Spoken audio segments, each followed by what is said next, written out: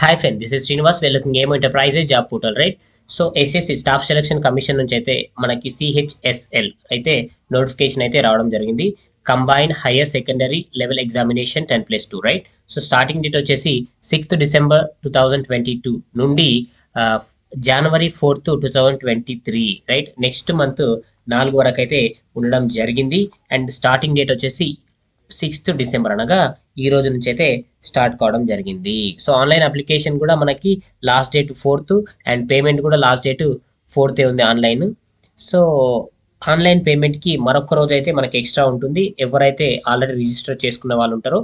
And అదేవిధంగా ఆఫ్లైన్లో కూడా మనకి బ్యాంక్ చాలన్ కూడా ఉంటుంది 6th January 2023. అండ్ అప్లికేషన్ ఏమైనా తప్పులు ఆ విధంగా ఉన్న వాటికి ఎడిట్ ఆప్షన్ ఆర్ కరెక్షన్స్ వచ్చేసి from 9th January 2023 to 10th January 2023 వరకు అయితే పెట్టడం జరుగుతుంది. సో దయచేసి తప్పులు అయితే చేసుకోకండి. తప్పులు చేసుకున్నాక అది ఉంది ఇది ఉందని తర్వాత అయితే బెంగపడొద్దు. సో దయచేసి చాలా కేర్ఫుల్గా అయితే మీరు చేసుకోండి. అండ్ షెడ్యూల్ ఫర్ టైర్ 1 వచ్చేసి February March onwards 2023, right? So Feb or March లోపల మనకైతే టైర్ 1 అంటే సిబిటి కంప్యూటర్ బేస్డ్ ఎగ్జామ్ అయితే పెట్టడం జరుగుతుంది. సో అప్లికేషన్ ఏ విధంగా ఉంది, సో ఫీ ఎలా ఉంది అండ్ పోస్ట్లు ఎన్ని ఉన్నాయి అనేటివి ఫుల్ డీటెయిల్స్ అయితే మనం తెలుసుకుందాం, రైట్? ఇది the staff selection commission will hold a competitive examination for recruitment to the group C post viz lower divisional clerk and junior secretariat assistant and data entry operators for various ministries and departments, officers of the government of India and various contributional bodies, statutory bodies and tribunals, etc. The details of the examination are as under, right? So మనకి ఈ జాబ్లో వచ్చేసి post name వచ్చేసి lower divisional clerk ఒకటి ఉంది, junior secretariat assistant అన్న lower divisional clerk అన్న ఒకదానికి సంబంధించిన డాటా ఎంట్రీ ఆపరేటర్స్ మరొకటి అయితే ఉండడం జరిగింది. మినిస్ట్రీ డిపార్ట్మెంట్ ఆఫీసర్స్ ఆ విధంగా మనకి ఆఫీసులలో మనకి ఈ జాబులు అయితే ఉండడం అయితే జరుగుతుంది. So first one lower divisional clerk LDC and junior secretariat assistant JSC pay level వచ్చేసి 19,000 నుంచి 63,000 వరకు అయితే ఉండడం జరిగింది.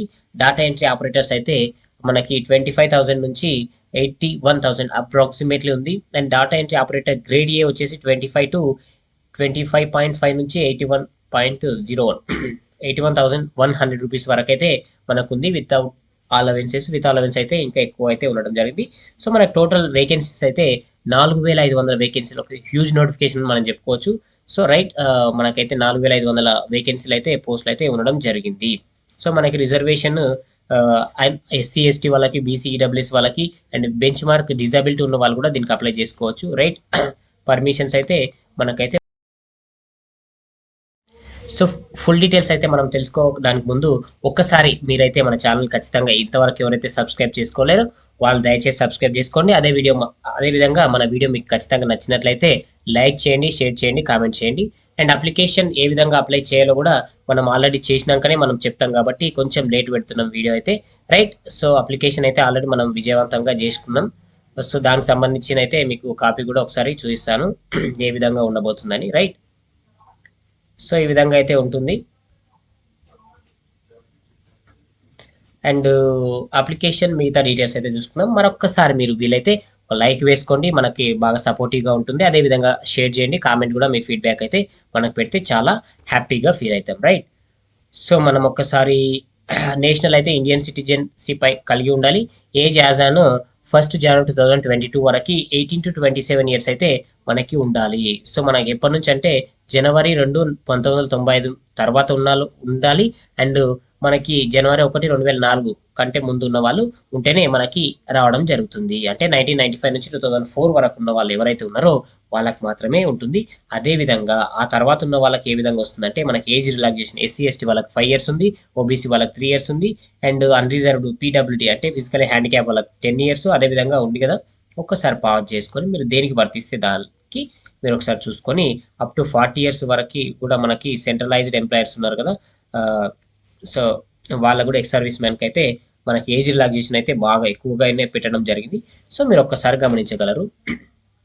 అండ్ అదేవిధంగా format and certificate format applications అయితే ఉండడం జరుగుతుంది కదా. సో ఇంటర్ క్వాలిఫికేషన్ 10+2 అంటే మనకి ఇంటర్ వస్తుంది, డిప్లొమా వస్తుంది. అదేవిధంగా 10+2 అంటే 10th ప్లస్ తర్వాత 10+2 అంటేనే మీనింగ్ ఏంటంటే 10th కంప్లీట్ అయి ఉన్న తర్వాత 2 సంవత్సరాలు చదివిన దాన్ని 10+2గా మనము పరిగణిస్తారు, రైట్. సో మనము ఇంపార్టెంట్ మాత్రం చూస్తున్నాం. మనం అదేవిధంగా LDC DEO or DEO grade 1 కూడా మనకి 12th స్టాండర్డ్ అయితే ఇక్కడ చెప్పుకున్నాం కదా. So the candidate must possess essential qualification before the cut off date is 23 January 4. So మన అప్లికేషన్ ఎండింగ్ అయ్యే లోపలనే మనకైతే ఇంటర్మీడియట్ కంప్లీట్ అయి ఉండాలి. సో ఫైనల్ ఇయర్ చదువుతున్నా కదా అంటే అట్లేం రాదు. ఒక్కసారి మీరు చూసుకొని అయితే చేసుకుంటే బెటర్. మనం ఆల్రెడీ చెప్పుకున్నాం, right. It is reiterated that the result of required educational qualification must have been declared by this board. అంటే మన ఎక్కడెక్కడో చదివినే కాకుండా ఒక particular board, state or central అయితే బోర్డు అయితే ఉంటుంది కదా. సో వాటికి సంబంధించిన బోర్డులోనే మీరు ఖచ్చితంగా చేసి ఉండాలి. అండ్ హౌ టు అప్లై అయితే మనం ఒకసారి ఆల్రెడీ అప్లికేషన్ ఏ విధంగా ప్రొసీజర్ ఫుల్ చూపిస్తాం. నెక్స్ట్ వీడియో మనం లింక్ కూడా దీంట్లో పెడతాం, రైట్. సో ఏ విధంగా చేయాలి, ఫోటో ఆ విధంగా. సో లాస్ట్ డేట్ కూడా మనం చెప్పుకున్నాం ఆల్రెడీ, జనవరి 4th 2023 లాస్ట్ నైట్ 11 వరకు వస్తుంది. 4th రోజు అని మాత్రం మర్చిపోండి, ఎందుకంటే అది 3 వరకే వస్తుంది. 4th రోజు అయితే ఫుల్ బిజీ ఉంటుంది.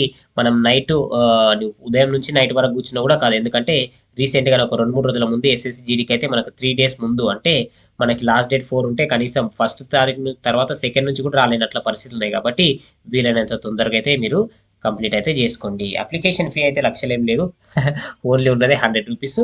అది ఎవరికంటే జనరల్ ఓబీసీ క్యాండిడేట్స్ వాళ్ళకి మాత్రము, అండ్ అదర్ వాళ్ళకైతే లేదు. ఎస్సీ ఎస్టీ వాళ్ళకి కానీ, ఫిజికల్లీ హ్యాండిక్యాప్డ్ కానీ, సో ఫీమేల్స్ కానీ ఎలాంటి ఫీ అయితే మనకైతే పెట్టడం జరగలేదు, రైట్. ఫీ అయితే మీరు నెట్ బ్యాంకింగ్ కానీ use debit or credit card ఈ విధంగా అయితే చేయొచ్చు, రైట్. ఎప్పుడైతే మనకు లాస్ట్ డేట్ లోపల కట్టలేకపోతుందంటే మీరు త్రూ నెక్స్ట్ డే ఆన్లైన్ చేసుకోవచ్చు.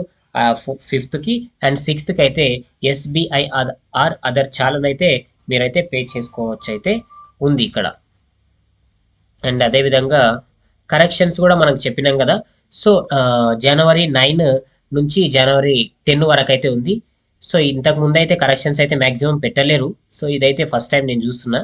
సో ఇప్పుడైతే కరెక్షన్స్ అయితే పెట్టిండ్రు. ఆ పెట్టిండ్రు కదా అని అయితే కరెక్షన్స్కి అయితే మనకి ఛార్జెస్ అయితే పెట్టిండ్రు 200 నుంచి మ్యాక్సిమం 500 వరకు అయితే. సో దయచేసి తప్పులు అయితే చేసుకోకండి, తర్వాత అయితే టెన్షన్ అయితే పడకండి. సో సెంటర్స్ అయితే మనకి తెలుగు మనం చెప్తున్నాం కాబట్టి ఉభయ తెలుగు రాష్ట్రాలు మాత్రమే చూస్తాయి. మనది వచ్చేసి సౌతర్న్ రీజియన్ కాబట్టి ఆంధ్రప్రదేశ్, పుదుచ్చేరి, తమిళనాడు అండ్ తెలంగాణ లోపల మనకి తెలంగాణలో హైదరాబాదు, కరీంనగర్, వరంగల్ ఉంది.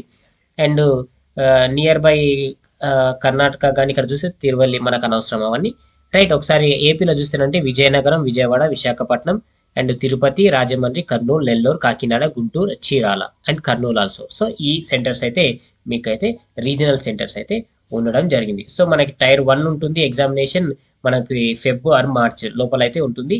అండ్ టైర్ 2కి సంబంధించిన అయితే ఇన్ఫర్మేషన్ అయితే మనకేమి ఇవ్వలేదు, రైట్. సో టైర్ 1లో అయితే మనకు సబ్జెక్ట్స్ ఏమేమి ఉంటాయంటే English, general intelligence, quantitative aptitude and general awareness అన్నిటికీ 25 మార్క్స్ ఉంటాయి.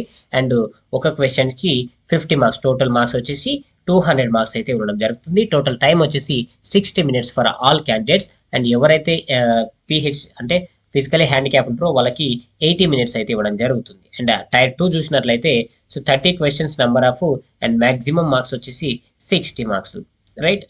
దీంట్లో మనకు కూడా సెషన్ 1 వచ్చేసి 2 hours 15 minutes ఉంటుంది. సో దాని లోపల మనకి మాడ్యూల్ 1, మాడ్యూల్ 2, మాడ్యూల్ 3 ఈ విధంగా ఉంది. Mathematics, general awareness, English and general awareness, computer knowledge and so మనకి టైపింగ్ కూడా ఉండడం జరుగుతుంది, రైట్. నెంబర్ ఆఫ్ క్వశ్చన్స్ 30 అయితే మనకి టోటల్ మార్క్స్ వచ్చేసి 60 అయితే మనకి మ్యాథ్స్ అండ్ రీజనింగ్స్కి ఉంది. అదేవిధంగా ఇంగ్లీష్ అండ్ జనరల్ అవేర్నెస్కి 40-20 టోటల్ 60 అయితే ఉండడం జరిగింది. సో నంబర్ ఆఫ్ క్వశ్చన్స్ వచ్చేసి 60 అవుతున్నాయి. అండ్ ఒక్కదానికి మనకి మ్యాక్సిమం మార్క్స్ వచ్చేసి 3 ఉంటే టోటల్ 180 మార్క్స్ అయితే మ్యాక్సిమం కలుపుతున్నారు. మనకి టైం వచ్చేసి 1 hourలో ఉంటుంది.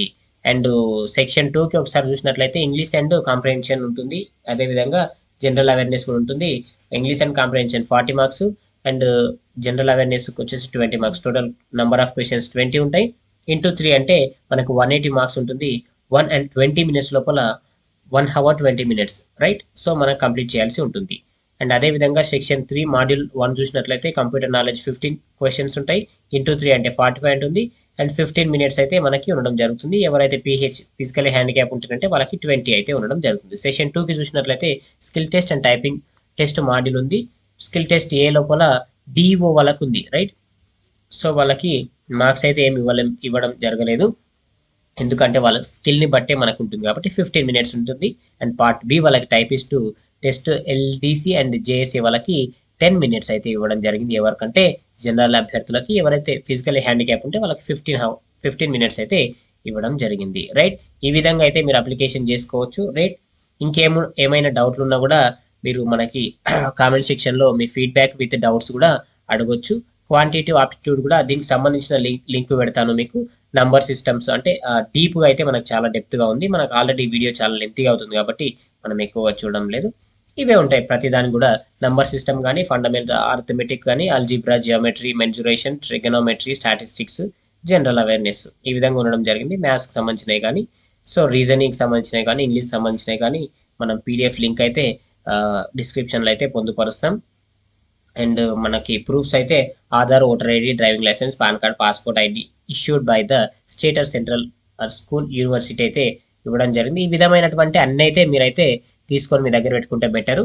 సో అప్లికేషన్ ఏ విధంగా చేయాలో కూడా మనం ఆల్రెడీ నెక్స్ట్ వీడియో చేయబోతున్నాం, దాని లింక్ కూడా మనం ఇవ్వబోతున్నాం. మీకు ఏమైనా డౌట్ ఉంటేనైతే ఖచ్చితంగా మీరు కామెంట్ సెక్షన్లో కామెంట్ చేయొచ్చు. మన వీడియో నచ్చినట్లయితే మరొక్కసారి లైక్ చేయండి, షేర్ చేయండి, కామెంట్ చేయండి. Thank you, have a nice.